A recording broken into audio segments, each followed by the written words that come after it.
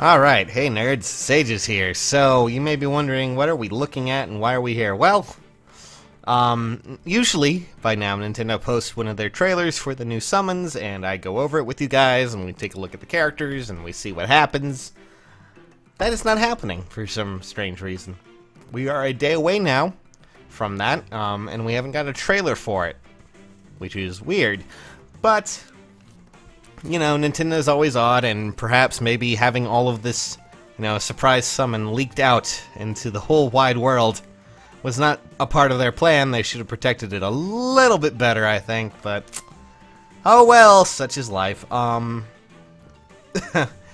way, I figured we would go over the actual stats for the characters. These were data mined. At least they were presented a bit better in this form. I don't believe these are lunatic numbers. These are actual characters that you can get, and well, I guess we'll go over them. And big shout out to TechMage299 for the data mine here, and all of these units except for, I believe, Tiki are actually merged up to +10, which means that when you look at these stats, you want to remove 4 from all of the stats, because that's what +10 adds. Anyways, here's Frederick. We're going to start with colorless, and we're going to talk as simple and as narrow as we can when it comes down to these characters, give you a basic idea of if they're worth it outside of the fan service, because obviously these are a bit fan servicey, okay? I mean, I guess you couldn't tell, right? But, you know, the Bridle one, at least when it came to summons, actually raised the bar quite substantially for the power creep. A lot of the Bridle units were substantially good. And then we got things like Bridle Cordelia, who is currently one of the best units for an archery unit, if you do get her, or you did get her, I should say. So, are these units going to be worthwhile? Well, I'll give you an idea. So, Frederick here, based on his stats, he has 40 HP, 32 attack, 31 speed, 28 defense, and 18 resistance, which those are alright stats. Unfortunately, I feel that Frederick kind of misses the ship a bit, because, well, he unfortunately, whenever we look at the ninja meta, I guess we could say, with those kind of throwing star units, any throwing weapon, we always have to look at the big baddie herself, and that would be, of course, Kagura. Unfortunately, he does not quite meet her level. Granted, he's almost there in some regards. Neutrally, he's not as great as her. I believe she actually has 35 attack and a bit more speed than what he would have neutrally as well. And of course, that's not calculating IVs for her. So, but here's the trade-off that Frederick gets in exchange. He has a bit more defense. In fact, he has a lot more defense than what Kagura would have, so he can tank a few more physical hits. The only problem, though, in exchange for that, he has less of an actual footprint when it comes to damage.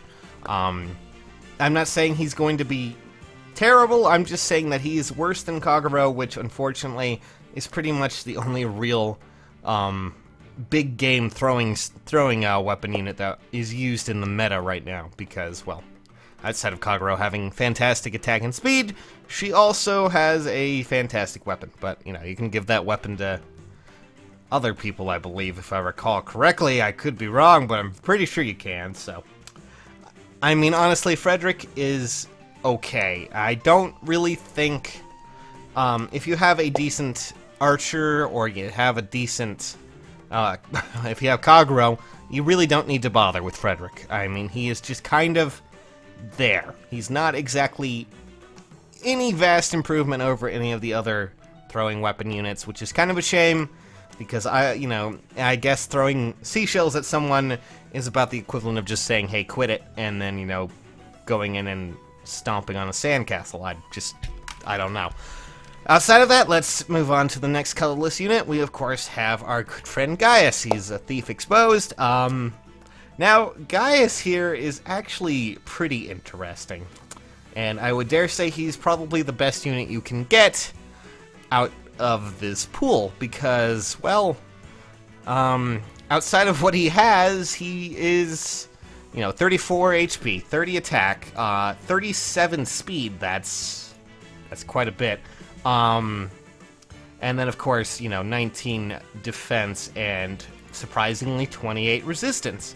So, Gaius is a unique character in how he's going to work. He's actually slightly below, well, I wouldn't say slightly below, he's a little bit more below Bridle Cordelia. He reminds me a lot of what Setsuna does, which is Setsuna, people like calling her Quad Suna because she has the speed. She doesn't have quite as much attack, but if you build her with a Brave Bow, she will do a lot of damage. Gaius is essentially that, but a little bit more. And because of that, he is probably one of the better archer units you can get in the game, or will be able to get in the game. If you happen to get him in some good IVs, you know, maybe attack, he will definitely be pretty vital to, at least, if you miss Bridle Cordelia, you could probably roll for him. He will serve you very well, he will probably do better than Quad Suna, and he has a resistance, which means that he will not have to, you know, worry too much about magic damage. He can trade off with mages pretty substantially well. If you build him correctly, he will do even more. So, Gaius is probably one of the best units out there, so, at least for this summon pool. So, that's just what I see from stats. That's how it goes. Alright. Next up, we have, well, we're going to start with blue, I guess, and then we'll move on to the next, because we usually go colorless, red, blue, and then green. So, here's Robin. Robin has nice enough stats. She's not really outside of any, you know, she's not really an outlier of any real stat. She has some pretty nice abilities. I mean, her speed's pretty fantastic for what it is. Her attack's pretty good, you know, decent enough with, you know, some of the weapons. I would say that her defense is pretty substantial and her resistance is pretty substantial, but here's the thing that happens with a lot of these units. Robin has her stats spread along evenly for the most part. She's not, you know, she has decent enough defense and decent enough resistance. She does have pretty good speed and a pretty, you know, normal attack, nothing too crazy. Her HP's probably the only thing that's really what you could consider low, at least for a character like her, because she's going to be, you know, going in and attacking. The only thing that I see her as being a problem with is that if you happen to get, I mean, this is just kind of how it goes with these units, at least from what I can tell, is that if you had anything like, if you have Cordelia, I think, maybe even, you know, geez, there's so many. The obvious comparison I can really make actually would probably be Charlotte from the Bridle Banner, which is kind of funny because they're also from that. Charlotte has probably a little bit more stat-wise than Robin. She's not as strong as her. She gets outclassed by them pretty well as, you know, brave users, which is what you would probably want to build her as because she does have that speed, at least a somewhat handy speed, especially if you get her with the IVs and speed. She could run a Brave Lance unit build and do fairly well, but the question is, if you already have a better blue unit who has more speed, you know, and uses the Lance, why bring her along? Simple explanation I can really give you is that if you have Charlotte, you could probably use Charlotte and not have to worry about it. Unfortunately, that's kind of how it goes with a lot of these characters, is that they're nice, they can do fairly well, but they are not going to be the power creep that the Bridal units were, unfortunately, when it comes to specialty units. So, that's kind of a bummer, but still. Oh well. Moving on, here is Tiki, and you can kind of guess from Tiki that she kind of has the same thing going on with Robin, in that her stat spread is evenly. She feels a lot more offensive than some, at least. She has a pretty substantial attack. She has a little bit more melee defense. She's definitely kind of mimicking her, her kind of real, you know, her real the older version of her, at least. She mimics that kind of stat-wise. She's slow And because of that, I feel that as a unit, she's just...